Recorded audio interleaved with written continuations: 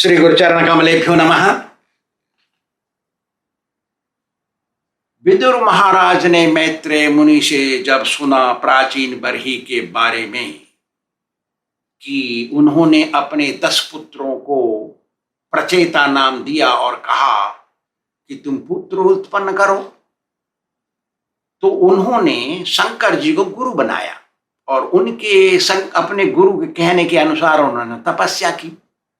तो विदुर महाराज जानना चाहते हैं, उनको तो असली गुरु मिला, शंकर जैसा गुरु, उनकी बात पर वो चले, तपस्या की, हो सकता है उनको मोक्ष मिल गया।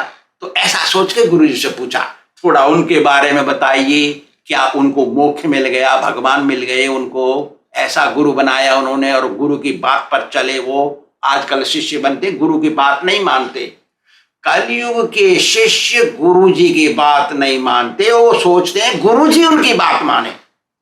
ये समस्या खड़ी हो गई है। लेकिन कोई कोई शिष्य ऐसे होते हैं जो शास्त्र पढ़ते हैं।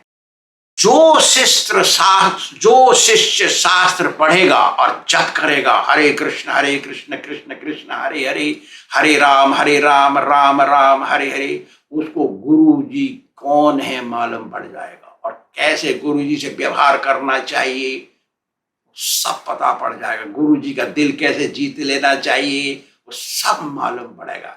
गुरु जी का दिल जीत लिया तो मोक्ष गारंटी है, भगवान का आशीर्वाद गारंटी है। ऐसा हो गया प्रजापतियों के साथ। तो विदुर ने पूछा, थोड़ा बताइए उनके बारे में, हम जानना चाहते हैं प्रचेतस के बारे में। तो मैत्रेय मुनि बोले, देखो प्रचेताओं ने शंकर जी को गुरु बनाने के बाद उनके कहने के अनुसार जल में घुस करके 10,000 वर्ष तक तपस्या की। 10,000 वर्ष तक तपस्या की और उनके तपस्या के कारण, क्योंकि गुरु की बात मान करके कर रहे थे, इसलिए भगवान उनके सामने प्रकट हो गए। मैत्रेय मुनि बोलते हैं, और वो भगवान आए अपने वाहन गरुड़ के ऊपर बैठ के और बोले गंभीर वाणी में। कैसी आवाज थी उनकी, जैसे बरसात के मौसम में बादलों से आवाज आती गड़गड़ाहट की, ऐसे आवाज में बोले, अरे प्रचेताओ तुम्हारा कल्याण हो। सबसे पहले वो ऐसा बोले, तुमने जिस कारण से तपस्या की है वो सब तुम्हारा सफल हो जाए। देखिए कैसे बोलते हैं भगवान। भगवान हर समय पॉजिटिव रहते हैं, कोई नेगेटिव नहीं होते। कब नेगेटिव होते हैं? जब उनकी बात पर कोई नहीं चलता है। तो गुरु जी कब क्रोध करते हैं? जब शिष्य गुरु की बात पर नहीं चलता है तो गुरु जी धमकाते हैं उसको। पहले मीठी मीठी बोलते हैं, फिर धमकाते हैं, फिर पनिशमेंट देते हैं, दंड। गुरु त्रिवार 3 बार ही बोलते हैं गुरु जी। 3 बार में शिष्य नहीं मानता है तो शिष्य अपराधी बन जाता है। अरे प्रचेताओ मैं तुमसे प्रसन्न हूं, तुम मुझसे वर मांगो, ऐसे भी बोल दिए। पहले तो वरदान बिना पूछे दे दिया, फिर बोल रहे तुम अपनी इच्छा के अनुसार मांगो जो मांगना है।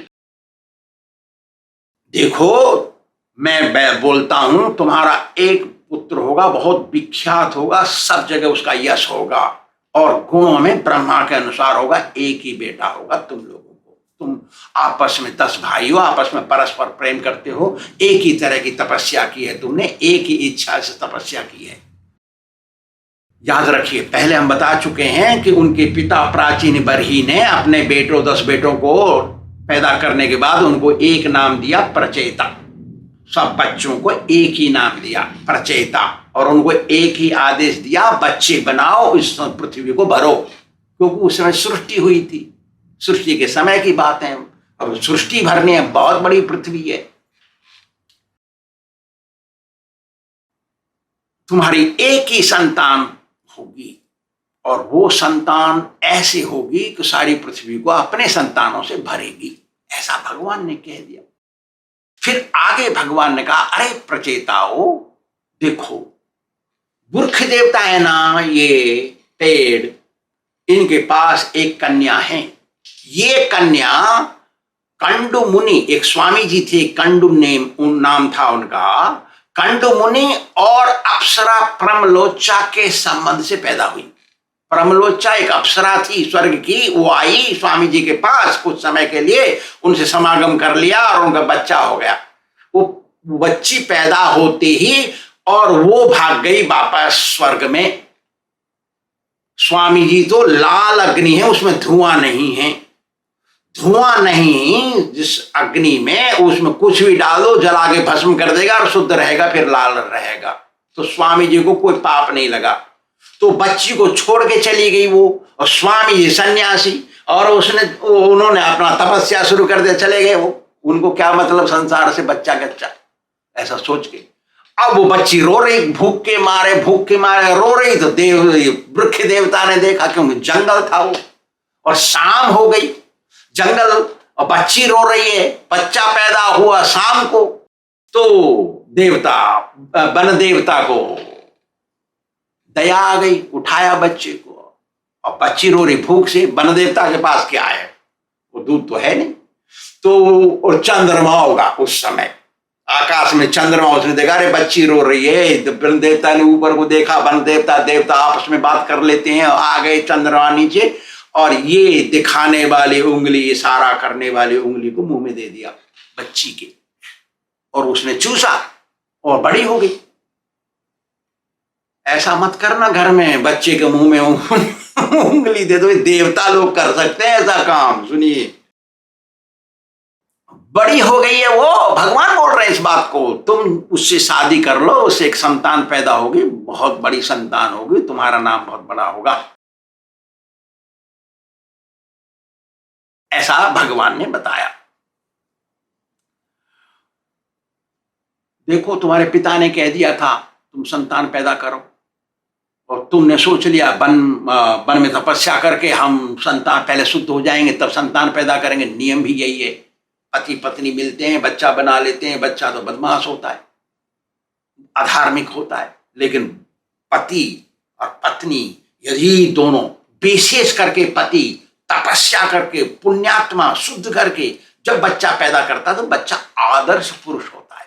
सुनिए, जाओ तुम उस लड़की से विवाह कर लो, भगवान बोल दिए, और फिर मेरे आशीर्वाद से तुम 10 लाख वर्ष तक आनंद भोगो पृथ्वी का। याद रखिए, उस जमाने में मनुष्य की आयु 1 लाख थी। 10 लाख कैसे कह दिया भगवान ने? ना योग साधना से आयु बढ़ती है, इंद्रिय सुख से आयु घटती है। इंद्रिय सुख में नहीं लगना चाहिए विशेष, ज्यादा लग जाएंगे तो हमारी आयु जो 50, 60, 10, 100 वर्ष की है वो घट जाएगी। और यदि हम योग साधना में लगेंगे, हमारी आयु 50, 60, 100 वर्ष की है तो हम 1000 वर्ष जिंदे रह सकते हैं योग साधना से। क्यों? कि उसमें प्राणायाम होता है, योग साधना में प्राण वायु का कंट्रोल होता है। ऐसा। और देखो, मैं आशीर्वाद देता हूं, भगवान बोल रहे हैं अभी, मैं आशीर्वाद देता हूं, तुम अंत में मेरी याद करोगे और मेरे लोक में आ जाओगे। ऐसा बोले भगवान। और फिर आगे बोले, कैसा बोलते हैं, देखिए कैसे बोलते हैं। गृहेषु अभिशताम चापी पुंसाम कुशल कर्मणाम मत वार्ता यातयामानाम न बंधाय गृहामता। बोल रहे हैं, देखिए आजकल साधु सन्यासी ये विभूति लचटा ये लगाने वाले गृहस्थियों की निंदा करते हैं। देखो ये सब माया में पड़े हुए हैं, तेरे के माया, चल यहां से, ऐसा बोलते हैं। हमने सुना इसको, मैंने यमुनोत्री में सुना, बड़ी बुरी तरीके से उस साधु ने जो व्यवहार किया गृहस्थ के साथ। हम क्या बोले उस समय, हम भी तो तीर्थ यात्री हैं वहां पे। ऐसा नहीं बोलना, भगवान बोल रहे हैं, इस बात को कह रहे हैं कि जो कोई आदमी अपने सारे कर्म को मुझे खुश करने के लिए लगा देता है और अधिकांश समय मेरा जप करता है, मेरे गुणों को सुनता है, पढ़ता है, तो गृहस्थ में रहते हुए भी, माया में डूबे रहने पर भी मेरे आशीर्वाद का पात्र बनता है। भगवान बोल रहे इस बात को। ऐसा गृहस्थ कौन है? जब तक असली गुरु की बात नहीं मानोगे, असली गुरु के नीचे उनकी दीक्षा लेके उनके इशारे पर नहीं चलोगे, तुम असली गृहस्थ नहीं बन सकते। तुम सोच सकते हो मैं असली गृहस्थ हूं, मेरे से अच्छा कोई नहीं है, ऐसे सोचने से कुछ कीमत नहीं, क्योंकि कीमत तो उनकी बात पर होता है। मेरी कृपा से यदि कोई ऐसा करेगा तो मेरी कृपा से वो घर गृहस्थ के बंधन में नहीं फंसा रहेगा, वो माया में नहीं, मोह में नहीं फंसेगा। यदि कोई मेरे अपने सारे कर्मों को मुझे प्रसन्न करने के लिए अधिकांश समय मेरा भजन ध्यान करने के लिए, मेरी कथा पढ़ने के लिए, सुनने के लिए करता है, तो वो माया से मुक्त रहता है। भगवान ने कहा साधु संत के बारे में ऐसा। हम लोग साधु संत हैं, हम लोग आश्रम में रहते हैं, और गृहस्थ लोग तो पत्नी के साथ सोते हैं, और भगवान उसके बारे में बोल रहे हैं। हम क्यों निंदा करें उनकी? हाँ, उनको निंदा करके मार्ग में लाने के लिए कह सकते हैं कुछ जो अपशब्द हैं। अरे तेरी क्यों माया बढ़ाए, जरा चल देख, ऐसा कर, ऐसा बोलना कोई तकलीफ नहीं, लेकिन लेके आना उनको मार्ग में। और कौन भाग्यवान ऐसा गृहस्थ होगा जो आएगा मार्ग में? ये सरल बात नहीं है। भगवान बोल दिए तो घर गृहस्थ में मोह में नहीं फंसेगा। फिर मैत्रेय मुनि बोलते हैं कि देखो, प्रचेताओं का दर्शन करने के मात्र से भगवान का दर्शन करने के मात्र से प्रचेताओं का तो रजोगुण तमोगुण सब गड़बड़ी चली गई, हृदय दिल शुद्ध मन शुद्ध हो गया। और भगवान के वचनों को सुन करके फिर प्रचेता बोले, प्रार्थना कर रहे हैं, वो हाथ जोड़ के कह रहे हैं, हे भगवान, आप अपने भक्तों को इतना प्रेम करते हैं, कहने के लिए हमारे पास शब्द नहीं। आप उनके सारे क्लेशों को दूर करते हैं, हम आपको प्रणाम करते हैं, तो वो भी भक्त हैं। वेद तो बखान करते रहते हैं, सृष्टि के शुरुआत से अभी तक करते रहते हैं, 24 घंटे करते हैं, फिर भी उनका अंत नहीं पाते। आपके गुण इतने बड़े हैं, वेद नहीं समझ पाते आपको, कह रहे हैं वो। वेद समझ नहीं पाते हैं, आपकी गति मन से भी ऊपर है। मन पहुंचता है 1 सेकंड में कहां से कहां, लेकिन आपकी गति तो मन से भी बहुत ज्यादा, कई गुने, कितने गुने लिखित है। आपसे ही सृष्टि की उत्पत्ति हुई, आप ही मूलाधार है सृष्टि के, आप ही पालन करते हैं, आप ही संहार करते हैं, आप ही मूल हैं सबके। आप ब्रह्मा विष्णु महेश का स्वरूप लेते हैं और सृष्टि की देखभाल करते हैं। आपकी नाभि से ये ब्रह्मांड रूपी कमल उत्पन्न हुआ। हे दीनबंधु, आप हमारा प्रणाम स्वीकार करिए, हम आपका नमस्कार करते हैं। आप छोटे से छोटे चींटी से और ब्रह्मा तक, बड़े से बड़े ब्रह्मा के हृदय में भी, सबके हृदय में परमात्मा रूप से विराजमान, सबकी सहायता करते हैं आप। आपसे बढ़कर कोई नहीं है हे भगवान। आप ही स्वयं गुरु का स्वरूप धारण करके मनुष्य के पास आते हैं, और यदि मनुष्य के पूर्व जन्म अच्छे हैं तो पिछले जन्म के कर्म अच्छे हैं तो वो समझते हैं। हे भगवान, आप ही गुरु हैं, आप ही दिखाते मोक्ष का मार्ग सबको। वो कह रहे हैं, हे भगवान, आप हमारे सामने आए, आपके दर्शन मिले हमको। आपने कहा हम आपसे प्रसन्न हैं, तो हम, यदि आप हमसे प्रसन्न है तो और हमको कुछ नहीं चाहिए, क्योंकि भगवान ने कहा था वर मांगो। तो वो कह रहे हैं इससे बड़ा वर और क्या बात चाहिए? भगवान प्रसन्न है हमसे, हमको और क्या चाहिए? भगवान ने दर्शन दे दिया, और क्या चाहिए हमको? बिल्कुल सही बात है। लेकिन फिर भी वो हाथ जोड़ के विनम्रता पूर्वक, जैसे कुंती देवी ने प्रार्थना किया था, जैसे सुखदेव गोस्वामी बोल रहे हैं, ऐसे प्रार्थना की। बोल रहे हैं, नमो विशुद्ध सत्वाय हरे हरिमेधसे वासुदेवाय कृष्णाय प्रभवे सर्वसात्वताम्। नमः कमलनाभाय नमः कमलमालिने नमः कमलपादाय नमस्ते कमलेक्षण। लगभग वही शब्द हैं जैसे कुंती देवी की प्रार्थना में है, लेकिन इधर उधर शब्द मिला दिए हैं, थोड़ा जोड़ दिया है। भगवान की प्रार्थना करने के बाद अपने गुरु जी की प्रार्थना करते हैं, शुद्ध भक्त कहते हैं। तुलयाम लभे नापि न स्वर्गम न पुनर्भवम भगवत संग संगस्य मर्त्यानाम किमुताशिष। हे भगवान, हे दीनबंधु, हे नाथ, हम तो भगवान के शुद्ध भक्त का एक क्षण का संगत स्वर्ग और मोक्ष के सुख से भी ज्यादा समझते हैं। स्वर्ग का सुख जितना है और मोक्ष का सुख जितना है, उनके सामने माने भगवान के भक्त के 1 सेकंड के 1 मिनट के संगत का सामना नहीं कर सकते। इतना वजन होता है भगवान के भक्ति की संगत में। शुद्ध भगत मिल जाए तुम्हारे तकदीर खुल गए। उनकी संगत करो, 1 मिनट भी कुछ बोल देंगे वो तुम्हारा मोक्ष हो गया। इससे और क्या चाहिए, इससे ज्यादा।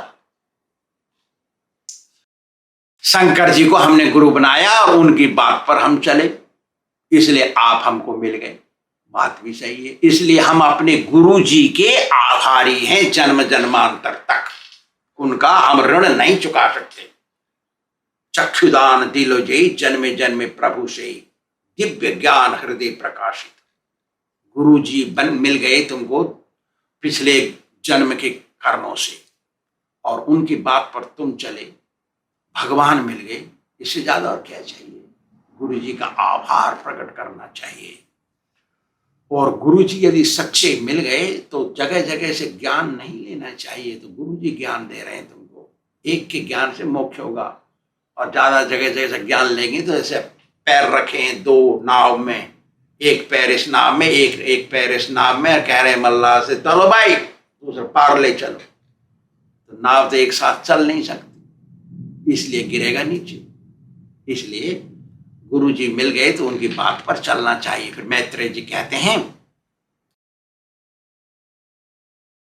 प्रचेताओं की प्रार्थना सुन के भगवान प्रसन्न हुए और बोले तथास्तु, माने तुम्हारी सारी इच्छाएं पूरी हों। तथास्तु एक शब्द है और इतना अर्थ है हिंदी में, तुम्हारी सारी इच्छाएं पूरी हों, इतना अर्थ है एक शब्द का तथास्तु। फिर आगे बोले, देखो तुमने जिस इच्छा को लेकर के तपस्या की वो सारी इच्छाएं तुम्हारी पूर्ण हो, सफल हो जाओ तुम। ऐसा कहकर के भगवान तो अंतर्ध्यान हो गए। भगवान अंतर्ध्यान हो गए तो ये लोग समुद्र से पानी से बाहर निकले। देखा अरे बड़े बड़े पेड़ है भाई, इतने बड़े बड़े पेड़ तो इतने ऊंचे हो गए, स्वर्ग तक ऊंचे हो गए। इसको तो घमंड हो गया। पेड़ों का देवता होता है वृक्ष देवता, वृक्ष देवता को तेरे को इतना घमंड हो गया, तू इतना बड़ा हो गया, स्वर्ग का रास्ता रोकेगा तू। मुंह से अग्नि निकाले फूंक के, और हवा निकली फूंक फूंक, और अग्नि निकली मुंह से, जैसे शंकर जी निकालते ना प्रचंड वायु और अग्नि प्रलय के समय पे, ऐसी अग्नि निकाले। वो क्यों निकली उनके मुंह से, ना वो तपस्या करके, इतना आत्मशुद्धि था उनका, इतना दिव्य तेज भरा हुआ था, सब निकला अग्नि के रूप में, जलाया सब वन को, जंगल को, सब पेड़ जल रहे हैं आज धूं धूं करके। तो ब्रह्मा जी ने देखा रहे थे कि सारे पेड़ जल जाएंगे ऐसे, तो चलते हैं। गाय प्रचेताओं के पास, अरे प्रचेता ऐसा मत करो, सारा जंगल जला देगो तुम। तो प्रचेता शांत हो गए। तब वो वन देवता से बोले, ब्रह्मा जी अरे तुम्हारे पास तो एक लड़की है, अरे प्रमलोचार कंडु मुनि से उत्पन्न हुई बेटी है ना, उसको दे दो, इनको पत्नी बना देंगे, इनको पत्नी रूप में निवेदन कर दो। ये तो डरे हुए थे वन देवता, ये प्रचेताओं से वो आए लड़की को लेके सामने, आप लीजिए इसको अपनी पत्नी के रूप में। तो ब्रह्मा जी ने कहा, अरे प्रचेताओं तुम इनसे शादी करो। तो प्रचेताओं ने बात मानी। ब्रह्मा जी चतुर्मुख का कौन बात नहीं मानेगा, तो मान के उन्होंने शादी करी। उसमें से एक बच्चा पैदा हुआ, उसका नाम दक्ष था। वो दक्ष जिसने शंकर जी का अपराध किया, वो दक्ष जिसने शंकर जी को श्राप दिया, वो दक्ष जिसको ज्ञान हुआ फिर उसने माफी मांगी, माफी मांगने के बाद भी उसको संतुष्टि नहीं हुई तो उसने अपना शरीर त्याग दिया। वैष्णव के साथ कभी अपराध नहीं करना चाहिए। शुद्ध वैष्णव देख लिया है, उसके कार्यकलाप को देख करके सोचना नहीं चाहिए साधारण आदमी की तरह काम कर रहा है। साधारण करता है वो, लेकिन वो साधारण आदमी नहीं है। जैसे राजा भी साधारण कार्य करता है लेकिन साधारण आदमी नहीं है, वो राजा है। ऐसे ही शुद्ध पुरुष, इसके साथ कोई अपराध नहीं करना चाहिए। कभी भी नेगेटिव विरोध में नहीं सोचना भी चाहिए। कभी भी गुरु के विरोध में बोलना नहीं चाहिए। कभी भी गुरु के विरोध में सुनना भी नहीं चाहिए। गुरु कर निंदा सुनहि जे काना, होय पाप गौ घात समान। तो दक्ष प्रजापति को बहुत कष्ट हुआ, तो उसने शरीर त्याग दिया, मर गया वो। तो दोबारा जन्म लिया ब्रह्मा की इच्छा से। यहां से मारीसा और प्रचेता दोनों के मिलने से गर्भ हो गया, उसमें जो बच्चा निकला उसका नाम दक्ष रखा, दोबारा वही नाम रखा जो पहले था। दक्ष मतलब निपुण, जो भौतिक कार्य में निपुण होता है उसको दक्ष कहते हैं।